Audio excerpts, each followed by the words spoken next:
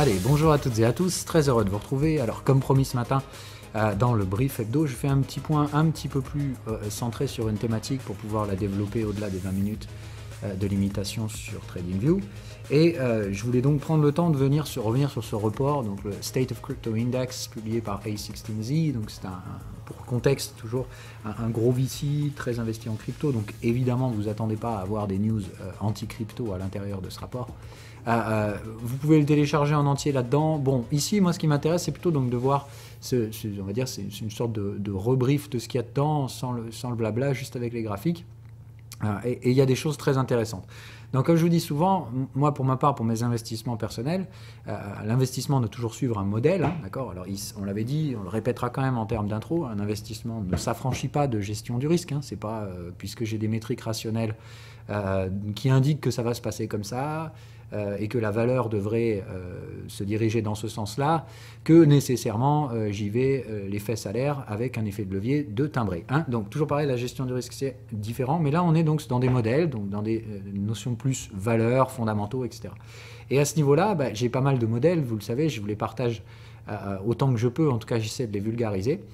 Mais souvent, il faut aussi se dire qu'une bonne partie des conclusions que j'apporte sont basées sur des phénomènes spéculatifs. C'est-à-dire, j'essaie d'assembler différents modèles qui ne sont pas nécessairement corrélés pour essayer de vous faire comprendre le dessin final et la direction. Maintenant, comme je dis souvent, des modèles, c'est ni plus ni moins qu'une projection et la frontière est mince entre, si vous voulez, constituer des modèles en essayant d'avoir donc des modèles aussi différents et variés que possible pour essayer de tendre le plus possible vers ce qui est le plus probable. Ça n'en reste pas moins pour certains une vue de l'esprit et j'aurais du mal à opposer des arguments à ça. On peut tout à fait en fait utiliser des modèles pour simplement voir ce qu'on veut voir de toute façon en sélectionnant les modèles qui correspondent à votre vision. C'est pour ça que je vous dis toujours, tout comme en trading, on se projette dans une direction de marché avec une gestion du risque, mais on ne sait pas ce qui va se passer, on a un stop loss. Là, c'est pareil. Moi, j'ai souvent envie de dire, malgré tout le mal que je me donne pour essayer de construire les modèles les plus rationnels et les plus intelligents possibles, ça n'en reste pas moins que je n'ai pas de boule de cristal. Et c'est pourquoi, tout comme on a un stop loss dans le trading, on doit avoir un retour de data qui confirme ou infirme le modèle que vous créez. Donc un modèle, c'est bien, mais ça reste une vue de l'esprit tant que vous n'avez pas de confirmation physique de ce modèle. Ça veut dire qu'il faut donc de la data qui viendra confirmer ou invalider. Et si c'est invalidé, tout comme un trade invalidé, on prend son stop loss et on passe à autre chose, un modèle qui n'est pas confirmé ou un ensemble de modèles qui n'est pas confirmé doit être au bout d'un moment considéré comme nul et non avenu. Ok, donc c'est important. Raison pour laquelle donc pas mal de modèles que je vous partage depuis maintenant pratiquement 3-5 mois, pour vous dire par exemple, ce bear market, c'est pas un bear market, il y a plein de choses qui collent pas, etc., etc. Ça manquait quand même, on va dire, d'éléments confirmatifs, puisque, on va pas se mentir, niveau du prix, c'était quand même plutôt l'inverse. D'ailleurs, le prix ressemble franchement à un bear market, et c'est à s'y méprendre à ce niveau-là. Malgré ça, je vous l'ai dit, il y a plein de modèles qui contredisent ce système-là, et que, pour ma part, on n'a rien à voir avec un crash, etc., comme on a pu connaître en 2018-19, mais plutôt une forme de pullback extrêmement violent dû à une très mauvaise distribution du supply. Maintenant, moi, comme je l'ai dit, j'ai des modèles techniques, stratégiques, type VAC5 étendu, etc. Tout ça, comme d'hab, c'est documenté, je vais aller le rechercher pour ne pas dire de bêtises. Donc tout ça, c'était dans le précis, dans les tendances de structure. On dit, selon certains modèles, parfois, la structure de tendance primaire, qui est donc une structure de déplacement de la valeur. Je vous rappelle, la tendance primaire, ça n'existe pas sans déplacement de valeur. On peut déplacer les prix comme on veut, d'accord, entre 0 et l'infini, mais quand il y a un déplacement de valeur, ça suit toujours le même schéma, la tendance primaire. Après, il y a donc des structures alternatives et du multi-time frame, qui est là carrément des structures en rupture parabolique. Là, on est plutôt apparemment donc, sur des structures alternatives, c'est-à-dire plutôt de la VAC5, et comme c'était documenté, et là je vous dis encore une fois, ça n'a rien de crypto-centré, etc. Ces modèles tournent sur tout un tas d'actifs boursiers en général, ce sont juste des structures d'extrapolation spéculative, et comme on le voit, c'était écrit, dans certains cas de figure, vous avez, souvent dû à des mauvaises distributions du supply, on peut créer ces structures de type VAC5 étendu. Bon, donc on l'a dit, ça c'est ce qui me permet de dire que, malgré la violence des baisses de prix, on a encore mangé 80% sur de l'Ethereum et des trucs comme ça, et ça peut être totalement assimilable à un bear market, et c'est même très difficile de ne pas appeler ça un bear market. Pour ma part, ça n'en a rien d'un bear market. C'est un pullback extrêmement violent, mais la tendance, non seulement elle est toujours en cours, mais le pire de la tendance est même à venir. Et ça, on l'a dit, c'est la gestion du risque spéculative. les modèles qui m'avaient orienté dans le sens de cette vague 5 étendue, je vous les avais partagés, il y en a énormément, mais il manquait donc pour l'instant de feedback, c'est-à-dire il fallait regarder tout ça. On a aujourd'hui la confirmation par les metric on-chain, et je referai éventuellement une vidéo là-dessus, même si pour ma part, les couvertures qui sont faites chaque semaine par Glassnode sont d'une très grande qualité, et du coup, j'ai pas envie de faire de doublons, hein, je préfère vous envoyer chez l'original. Donc, voilà, on l'a vu, les metric on-chain, sur les grosses blockchains, montrent clairement que de toute façon, tous les métriques de valorisation d'un bottom ont été atteints, soit au mois de juin de l'année dernière, soit durant l'événement FTX au mois d'octobre. Donc, d'un point de vue bottom, on va dire, fondamental de valorisation, on les a atteints, c'est clair, net et précis. Il y a très peu de chances qu'on aille beaucoup plus bas, mais il y a encore des gens qui s'imaginent. De l'autre côté, donc, comme on l'a dit, il y a cet aspect donc de dire, d'un côté métrique de prix, les bottoms de valorisation ont probablement été atteints. Reste donc à se projeter quant à la cyclicité de ce marché. Et c'est là où j'avais utilisé différents modèles. Je vais aller les rechercher. Bon, là, évidemment, comme ces modèles, normalement, vous êtes déjà familier avec, je ne vais pas tous les rouvrir, hein, mais les adoption curves, donc comme on l'avait dit, le fait qu'on a peut-être eu des attentes un petit peu surinflées, mais que du coup, le fait d'être dans le pic ici n'a absolument rien de baissier, hein, et que si on a bien les ruptures technologiques qui ne pourront pas se produire sur toutes les cryptos, hein, rappel, mais si vous avez sélectionné les bonnes, elles ont clairement probabilité maintenant de voir apparaître les fameuses S-curves, c'est-à-dire les ruptures technologiques, les phases d'adoption plus avancées, dans lesquelles, autre modèle, hein, on l'avait dit, par rapport à ces phases un petit peu plus avancées, laissez-moi retrouver l'autre modèle qui était là, hop, d'accord, hein, on l'avait dit, la prochaine adoption, post-chasm, c'est-à-dire après avoir fait le trou de la désillusion, c'est normalement l'adoption de l'early majority, qui n'a pas du tout un profil hyper spéculatif, etc. Donc attention à ne pas acheter des shitcoins sur le prochain cycle. Mais donc voilà, si on summarise un petit peu tous ces modèles, ça n'en reste pas moins qu'encore une fois, il manque le retour de prix ou de marqueur qui permet de confirmer le fait que ce bottom de valorisation est bien fait et qu'on redémarre sur un nouveau cycle haussier dont les différents modèles nous donnent la nature. Hein. Donc on sait, attention, c'est pas un truc dans lequel les gens vont acheter des shitcoins, ils vont acheter des noms établis, mais l'adoption va être très grande puisque c'est la phase la plus grande, hein, donc c'est là qu'on devrait voir normalement l'arrivée en même temps des fameuses S-curves, c'est-à-dire des ruptures technologiques qui construisent des fonctions paraboliques, donc des excès de prix assez probables. Ok, mais donc ce qui nous manque, c'est concrètement, qu'est-ce qui, dans la maturité du cycle crypto, pourrait confirmer tout ça, le fait qu'on est bien et qu'on a bien fait la phase de creux ici et qu'on est en train de se diriger vers des phases de rupture technologique. Je suis donc à la recherche de métriques fondamentaux qui montrent des départs de S-curve, c'est-à-dire donc des ruptures haussières et des accélérations, c'est-à-dire la croissance de rythme de croissance. Eh bien, donc dans X16Z, en tout cas dans ce rapport, il y a certains métriques qui tentent à le confirmer. Et j'aime beaucoup la façon synthétique qu'ils ont de le présenter. Mais on va sauter directement à l'essentiel. Ce que j'aime beaucoup chez eux, alors évidemment, X16Z, on est sur du financier, donc comme je dis, je suis quand même à l'aise avec leur truc. J'aime beaucoup leur vision supply, demand, etc. Eux, basés sur un autre cycle vertueux, donc justement plus fondamental, on n'est pas sur supply, demand de prix. Hein. On est plutôt ici à dire, ils font une abstraction, entre guillemets, modélisée de ce truc-là, en disant, ils ont créé un cycle vertueux de fondamentaux crypto qui sont basés donc sur des cycles d'adoption, des cycles d'innovation et derrière des cycles de hausse de prix, etc. Et donc ce cycle en vertueux, en 4 étapes, bon, tout ça est détaillé dans le Download Report, je vous laisserai regarder, très intéressant. Bon, moi ce qui m'intéresse, c'est comment ils ont constitué ces différents bundles d'indications. Donc ils créent un indice composite dans lequel, entre guillemets, ils font la sommation de tout ce qu'il y en a dans leurs données techniques. Et on va ici donc s'attarder à regarder ces différentes données techniques pour essayer de chercher encore une fois le vice caché là-dedans. Bon, on fera attention parce que certains des métriques évidemment sont assez facilement manipulables. On l'a vu d'ailleurs en 2021, particulièrement d'ailleurs sur la blockchain du moment, hein, c'était Solana, que bon, on pouvait tricher comme on voulait. À partir du moment où les gas fees sont pas chers, concrètement on peut créer des fausses transactions, on peut minter X millions de faux NFT, enfin de NFT que personne n'a vraiment envie d'acheter mais on s'en fout. Bref, on l'avait vu, derrière on manipule les prix, on peut créer de la fake TVL comme on veut avec des faux protocoles déployés en double, etc. Enfin bon, on a vu tout et n'importe quoi sur les métriques on-chain de Solana en 2021. Mais bon, donc comme on dit, on fait attention, certaines de ces métriques on-chain peuvent aussi être trompeurs, donc on prend évidemment tout ça avec des pincettes. Okay, donc moi, les différents métriques qui m'intéressent ici, c'est la relation donc, qu'il y a donc, entre ce cycle, innovation et adoption, d'accord, qui est bien pour eux de dire, normalement, on a un démarrage d'un cycle d'innovation qui derrière crée un cycle d'adoption, etc., etc. Okay, et que ce cycle se répète. Bon, donc là, on serait théoriquement dans un départ, dans un nouveau départ, dans lequel un nouveau cycle d'adoption devrait venir de l'innovation qui a été mise en place. Puisque là, ce qui est assez rigolo, c'est que si on voit donc la durée, et c'est le point d'ancrage qu'on va voir, le sommet technique de prix de notre dernier bull market était donc fin 2021, novembre 2021, bon, voilà, par là. Et donc, ce qu'on peut voir, c'est qu'ici, on a toujours une continuation de la production d'innovation. Donc déjà, pour moi, ça confirme un de mes premiers modèles, c'est de dire, bon, bear market, not really, en fait, pas vraiment. Puisque le dernier bear market, comme on le voit, la seule chose qu'on a vue, c'est une phase de plat. Là, au contraire, malgré le bear market, on est toujours en production. Alors, certains diront, oui, on a eu un pic de production et depuis, on se consolide. Ça paraît tout à fait probable. Si on est donc dans le schéma comparatif au précédent bear market, l'ambiance fait que, normalement, les innovations vont se ralentir, mais se maintenir. On n'est pas, encore une fois, dans un schéma destructeur. On voit bien ces phases de palier.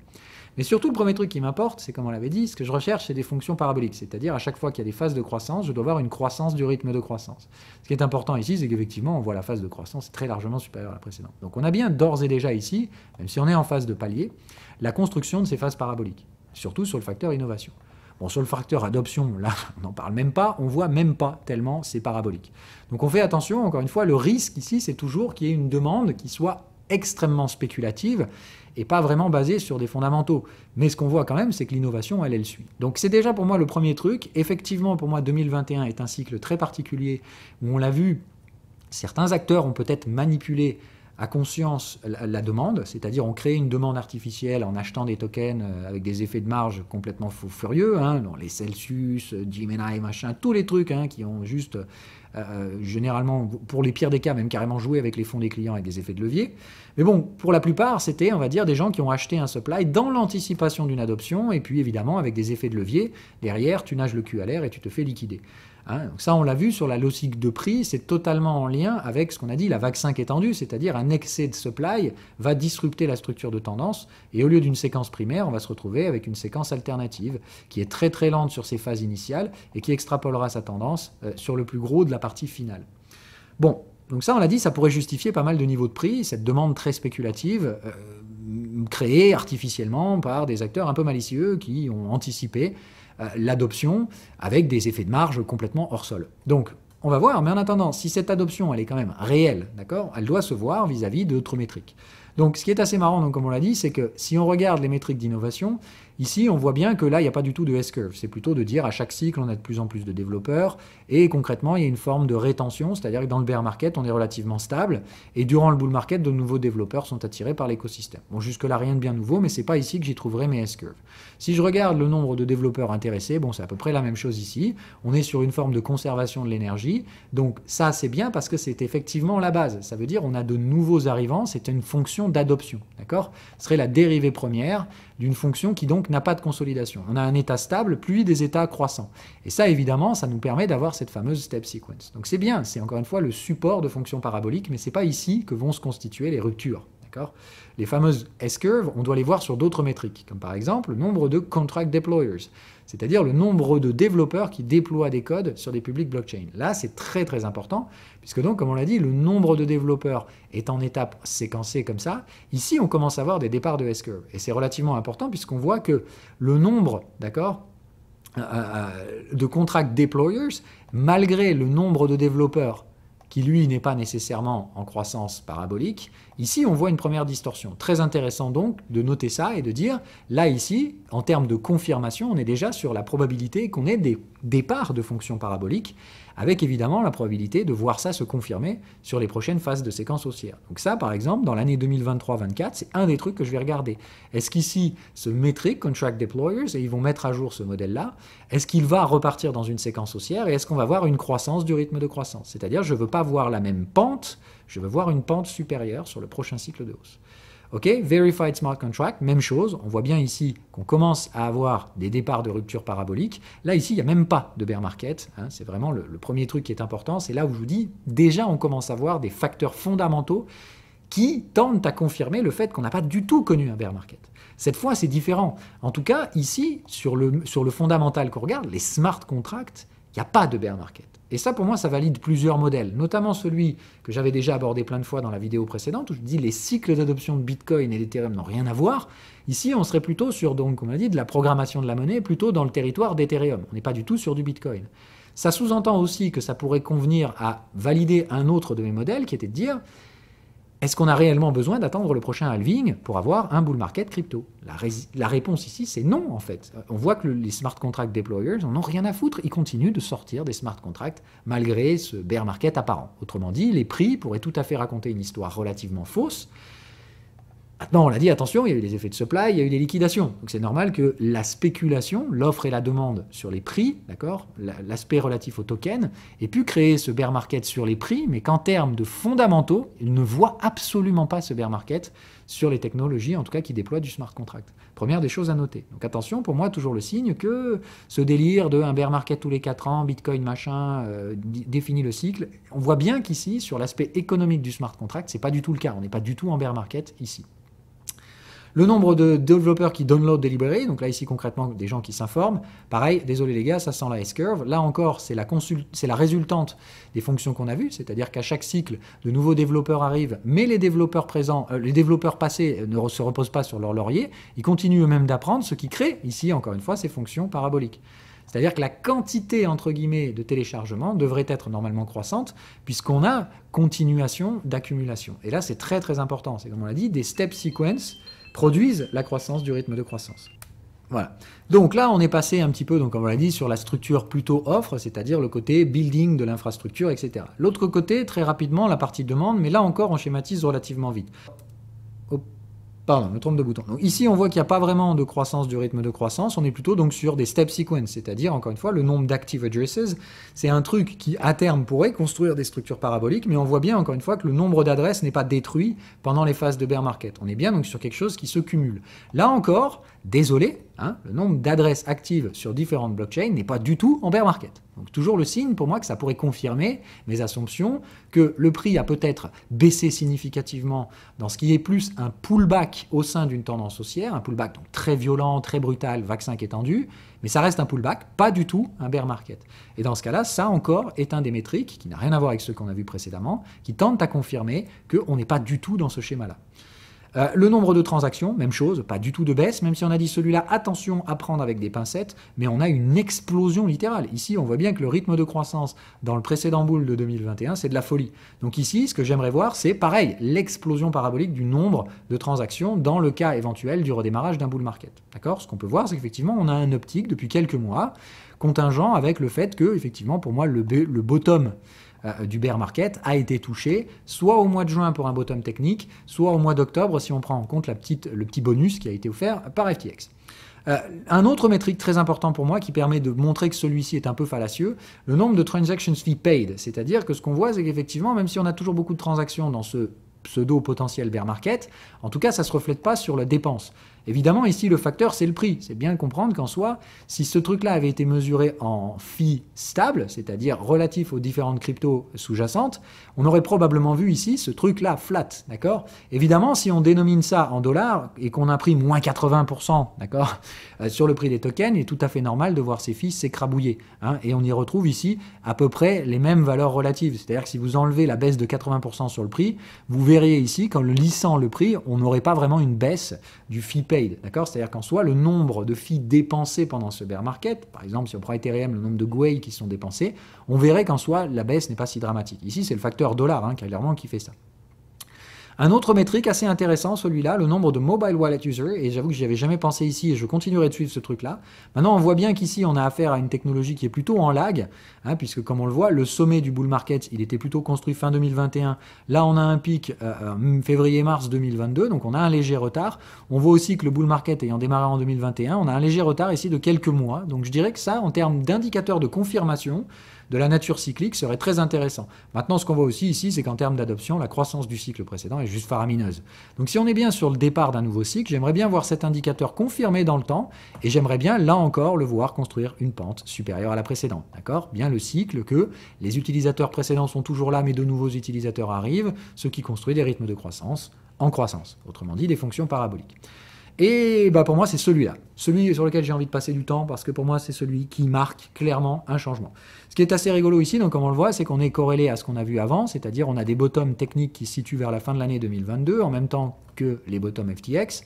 Et ici, on a déjà cassure de forme de résistance, c'est-à-dire que si on ne peut pas faire d'analyse technique sur ce truc-là, hein, mais bien ici de dire, on a la disparition totale, hein, les DEX n'existaient pas en 2018, donc c'est une apparition totale du cycle ici. Ça, pour moi, ça confirme deux modèles. Le premier, de dire, attention, la nature du cycle crypto a considérablement changé, puisqu'on voit que certains des métriques qui sont en croissance exponentielle sont tous relatifs à l'apparition de ces smart contracts. Bien le sens que pour ma part, ce qui résonne encore, Bitcoin is king et le cycle crypto ne dépend que de Bitcoin, se mettent probablement le doigt dans l'œil bien profond.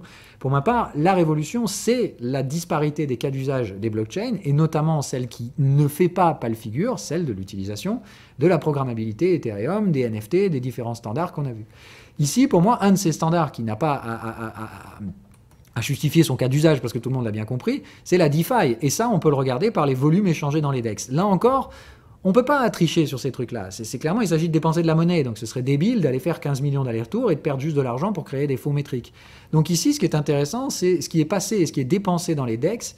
Pour moi, c'est relativement important. Et ici, le fait qu'on commence à constituer des sommets ascendants, c'est pour moi le signe, encore une fois, que probablement le bottom technique dont on avait parlé n'est pas qu'un bottom technique, c'est aussi un bottom fondamental qui pourrait marquer le début d'une nouvelle phase d'adoption.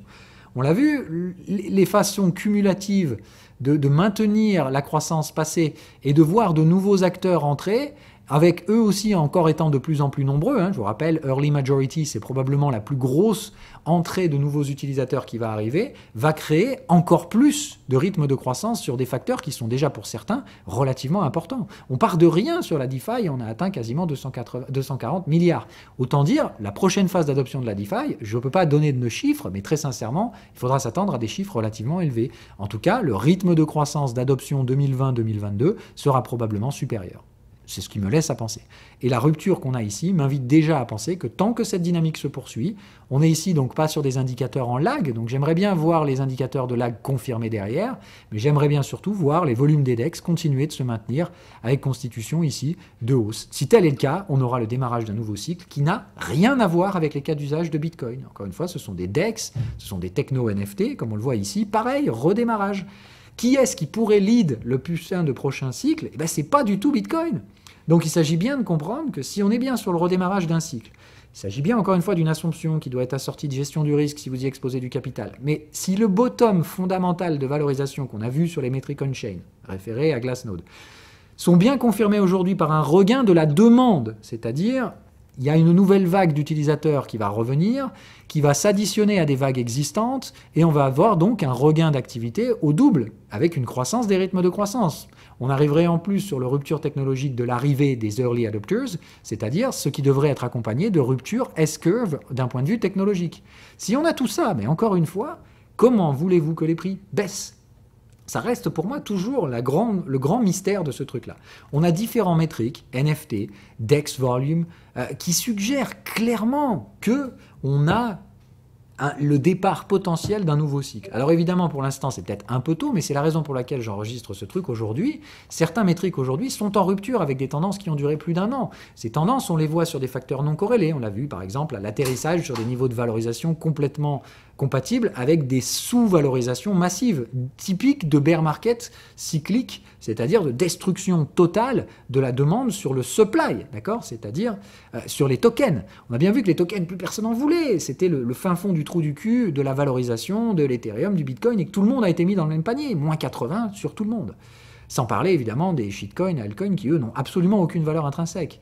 Mais comme on l'a dit ici, si on se base sur des technologies qui n'ont pas rien à prouver, les Ethereum, les smart contract layer ones de premier ordre et tout ça, ces trucs-là, d'accord, ont connu un cycle, mais leur cyclicité à eux-mêmes n'a rien à voir avec la cyclicité de Bitcoin. Donc attention à pas répéter les modèles de ça ne repartira pas avant le prochain halving, blablabla. On a déjà des signaux qui montrent que d'un point de vue technologie smart contract, ça repart. Si ces chiffres sont maintenus, et si la croissance continue, comment voulez-vous que les prix baissent ?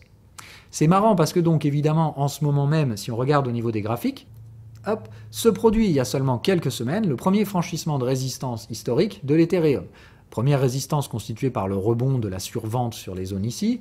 Et comme on l'a vu d'un point de vue technique, les vagues 5 étendues, c'est-à-dire ce sont les anciennes résistances qui réagissent en tant que support. Malgré la violence de ces replis, on est toujours dans des séquences de tendance haussière. Simplement, elles pourraient avoir pris une forme alternative due, effectivement, potentiellement, à cette distorsion sur le supply, c'est-à-dire ce supply ayant été anticipé comme de toute façon les gens vont acheter, achetons tout aujourd'hui avec des effets de levier, dans notre entre-soi de super futur crypto machin bidule chouette, et puis au final, quand la smart money regarde ce bordel et qu'elle dit mais non mais ces gars-là ils nagent le cul à l'air, elle liquide tout ce petit monde et elle rachète le supply. À ce moment-là, on a donc eu distribution, accumulation. Simplement, donc à ce stade-là, on aura eu une complète dilution du supply, ce qui aura créé cette forme de vague 5 étendue, mais dans ce cas-là, la tendance, elle est encore à venir, et dans une vague 5 étendue, la tendance est souvent la plus forte dans la dernière vague, d'où la notion de vague 5 étendue. Donc attention, comme on le voit, on pourrait rentrer donc sur les différents modèles qu'on a vus avant, et si on voit ça, on peut tout à fait le confirmer, donc comme on l'a dit, ces phases d'accumulation montrent qu'il y a de la croissance dans les rythmes de croissance au niveau de la production de valeur, c'est-à-dire le nombre de devs qui se rajoutent et la quantité de travail qu'ils produisent sont bien cumulatifs, et bien donc la base relative de la création donc de fonctions paraboliques derrière, quant à la quantité de travail qu'ils déploient de façon cumulée.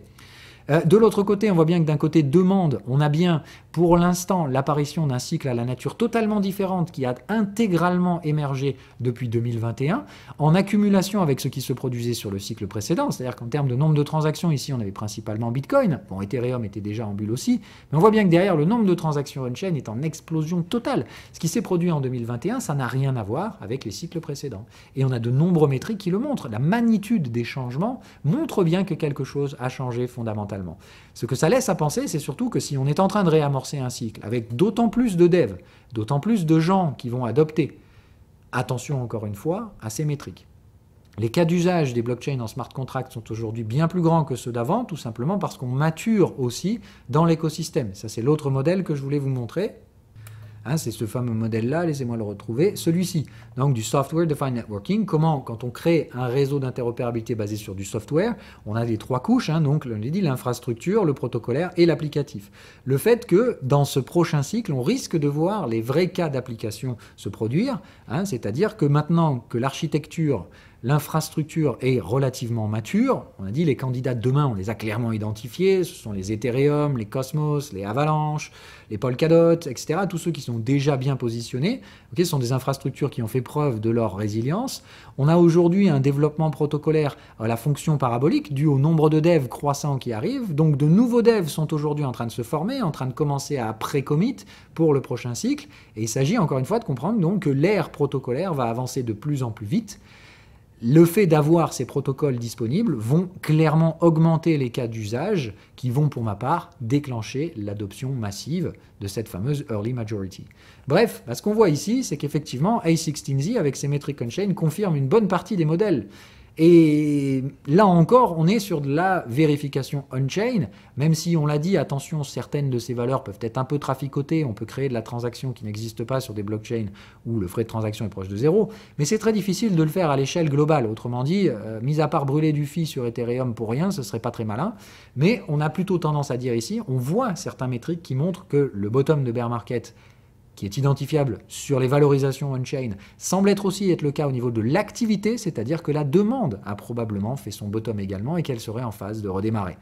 Si on accumule tout ça, c'est-à-dire le supply, malgré sa mauvaise distribution due à des effets de marge et puis de liquidation, il est peut-être réaccumulé correctement aujourd'hui. Si la demande revient, concrètement, il s'agit bien de comprendre qu'en tout cas, tout est là pour l'estimer. D'un point de vue on-chain, on a le support des développeurs qui sont arrivés sur le cycle précédent et qui sont toujours là. Leur travail, leur innovation va probablement créer et faciliter l'adoption du prochain cycle. Cette adoption, comme on le voit ici, elle est probablement déjà en train de commencer. C'est le signe pour lequel, pour ma part, les récentes reprises haussières sur les prix sont tout sauf des pièges vendeurs. Enfin, des pièges avant une rebaisse significative, etc. Maintenant, encore une fois, je tiens à terminer là-dessus. La gestion du risque, c'est-à-dire l'allocation de capital sur un token, quel qu'il soit, il est forcément associé à une prise de risque. Cette prise de risque, c'est le métier d'un gestionnaire de risque. Je vous apprends comment effectuer ces gestions du risque vous-même sur la chaîne. Mais ça n'en reste pas moins que je peux en aucun cas baser ces décisions sur la simple vue fondamentale que je partage ici. Donc ne faites pas ce raccourci en mode ouais, c'est vrai que ça a l'air pas totalement débile, ce qui dit allons-y, j'achète les ULR, le QLR. Non, non, encore une fois, ça c'est une gestion du risque, c'est inhérent à des stratégies qui n'ont pas nécessairement été partagées ici. Je vous ai partagé ma stratégie de gestion du risque en vague 5 étendue. Elle est évidemment associée à des invalidations, etc. Maintenant, pour l'instant, elle semble bien être en cours de route. Les fondamentaux tendent à prouver que c'est bien ce qui se produit. L'histoire maintenant, qui était très difficile à l'écrire à l'époque, l'est aujourd'hui beaucoup plus, puisqu'on a donc bien la compréhension de ce schéma de c'est peut-être monté un peu vite avec des effets de mecs qui nageaient le cul à l'air. Mais maintenant que ces mecs se sont tous fait liquider, est-ce qu'on n'est pas quand même dans une phase de rupture technologique? Parce qu'on le voit bien sur ces métriques, certains métriques montrent que le bear market n'a jamais eu lieu. Donc peut-être qu'ici on a juste un gros shuffle de supply et que la tendance, qui n'a rien à voir avec la tendance de Bitcoin, je le redis, mais bien une tendance d'utilisation des technologies smart contracts, de tout ce qu'on peut faire avec, elle est toujours là. Attention, on a de nouveaux développeurs qui sont arrivés avec ce bull market surprise de 2021. Il y en a probablement d'autres qui vont se rajouter si on redémarre un nouveau bull run. Et encore une fois, ce schéma est cumulatif. Attention donc à la production de valeur parabolique. Attention également à l'adoption que celle-ci risque de produire. Voilà, c'est tout ce que je voulais vous dire. Donc le retour sur A16Z, les métriques qui m'intéressent particulièrement, donc ces métriques de plus court terme en rupture déjà depuis 2 mois, l'activité sur les DEX et tout ça. J'aimerais voir cette activité se poursuivre. Ce serait le signe que les hausses de prix récentes ne sont pas purement spéculatives, mais bien basées sur une demande d'utilité, plus qu'une demande de j'achète le token parce que je veux devenir un millionnaire. Encore une fois, il s'agit d'adopter ces technologies avant toute chose, hein, bien entendu. Voilà, ceci dit, donc c'est tout pour aujourd'hui. Dernier rappel, toujours, on n'oublie pas la gestion du risque. Hein, celui qui se dit, ouais, bon, du coup, on a cassé la résistance, j'achète Ethereum, et puis j'ai que 1000 € sur le compte. J'aimerais au moins avoir un Ethereum tout plein, donc j'achète avec un effet de levier, et puis voilà. Non, encore une fois, le prix, c'est quelque chose qui, de toute façon, normalement, doit suivre les fondamentaux d'adoption. Autrement dit, un truc qui est adopté ne peut pas baisser. Mais ça ne veut pas dire que ça ne peut pas baisser à court terme. Je rappelle, le prix peut aller où il veut, entre 0 et l'infini théoriquement. Bon, c'est pas vrai évidemment, mais ça ne peut pas être fait comme ça, juste en disant ouais, il a l'air plutôt sûr de lui, il sait de quoi il parle, le gars. Allez, c'est parti, je m'en fous, je mets que 50% de marge. De toute façon, le truc, il va pas rebaisser à 1000 $. Ouais, mais si on vous fait ça en 2 jours en flash crash, bah, vous êtes mort. Donc, encore une fois, pas d'effet de levier, s'il vous plaît. Les rendements qui sont proposés sur ces trucs-là et même l'écartement des zones spéculatives montrent bien que le levier n'est pas possible sur ce type d'actifs financiers. Donc, s'il vous plaît, encore une fois, référez-vous-en à un gestionnaire de risque si vous ne savez pas de quoi vous parlez. Sinon, apprenez une stratégie de gestion du risque. On n'investit pas juste parce que effectivement, ça a l'air d'être vachement adopté le truc. Hein. Même si c'est clair et que c'est vrai, hein, pour ma part, ça me paraît complètement fou furieux d'imaginer une tendance baissière sur un actif en pleine adoption. Mais bon, ça reste quand même qu'il y a une gestion du risque et que vous ne pouvez pas sortir le cul à l'air, ni en acheter comme vous voulez, ni naviguer comme ça n'importe comment. Voilà, donc pas de gestion du risque poussée dans cette vidéo-là pour pas tout mélanger. Mais encore une fois, les métriques on-chain confirment tous les modèles d'adoption. Il me laisse à penser évidemment que ça valide aussi d'autres modèles, que les stades d'adoption n'ont rien à voir entre Bitcoin et les autres cryptos, particulièrement Ethereum. Donc attention encore une fois à pas suivre le narratif de il faut attendre le prochain halving. C'est une énorme connerie. Cette vision cyclique est probablement fausse et les métriques on-chain le prouvent d'ores et déjà. Il s'agit bien de 2 mondes différents et on a aujourd'hui de façon clairement visible un regain d'activité sur le second, pas encore sur le premier. Pour moi, Bitcoin a encore pas mal de soucis à gérer. Bon, il a touché des planchers de valorisation, donc il n'ira pas plus bas. Mais encore une fois, attention, les cas d'utilité qui sont en regain d'activité récemment, c'est principalement sur les smart contracts. Donc c'est bien 2 mondes différents, faites très très attention à ça. Sur ces belles paroles, je vous souhaite à toutes et à tous une agréable journée. Ciao, ciao.